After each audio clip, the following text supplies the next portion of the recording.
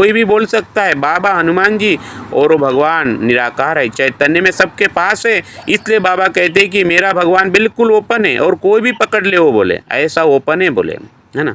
तो बाबा जुमदेव जी ने बिल्कुल पारदर्शक रखा है, सब कुछ सेवकों के हाथ में दिया है, बिल्कुल खुली शिक्षा प्रणाली दी है। और इसलिए हम शाम की और सुबह की प्रार्थना जोर से करते हैं। हमारा मंत्र ओपन है, हमारा जयघोष ओपन है, हमारा प्रणाम ओपन है, और खुले आवाज़ से बोलते हैं, चिल्ला के बोलते हैं, माइक में बोलते हैं हम हमारे तत्व शब्द नियम। कुछ भी गुप्त नहीं है, सब कुछ खुला है।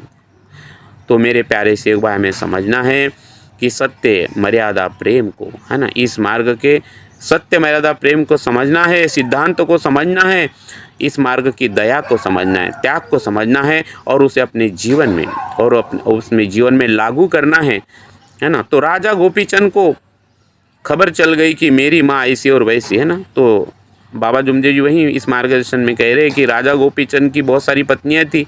तो जब राजा गोपीचंद की माँ और वो महाराज इन दोनों को देखा, महाराज वहीं पे रह गए, धुनी लगा के ध्यानस्थ बैठे। तो वो राजा थी, बाबा कहते हैं कि इतिहास कहता मैंने नहीं देखा बोले, लेकिन बहुत सारी पत्नियां थी उनकी, राजा गोपीचंद की। तो उसमें से किसी पत्नी ने कहा उसकी माँ को कि तेरी माँ ऐसी और वैसी, है ना। तो ये सब राजा गोपीचंद को पता चला। तो बोले कौन है वो गुरुजी, कौन है गुरुजी। तो जो रानी थी, है ना, माँ गोपीचंद महाराज की जो पत्नी, उन्होंने आक्षेप लगाया। राजा की अज्ञानता में भरकर वो प्रतिज्ञा लेता है कि कौन है बोले गुरु वो, है ना। और मेरी माँ ऐसी वैसी, ये गुरु के कारण, तो ये गुरु के कारण मेरे माँ को निंदा का सामना करना पड़ा, है ना। तो राजा ने क्या किया, राजा ने उसको पकड़ा, जालंधर महाराज को पकड़ा और उसको लीप में डाल दिया, कुएं में डाल दिया। लीप का मतलब है घोड़े की जो लीद होती है, गोबर का जो कुआं होता है, उसी में डाल दिया। और ये किया राजा ने अज्ञानता में, अहंकार में, क्रोध में आकर भयंकर क्रोध में आ गए राजा गोपीचंद, और उन्होंने जालंधर महाराज को घोड़े की लीद जो गोबर का कुआं था उसमें डाल दिया।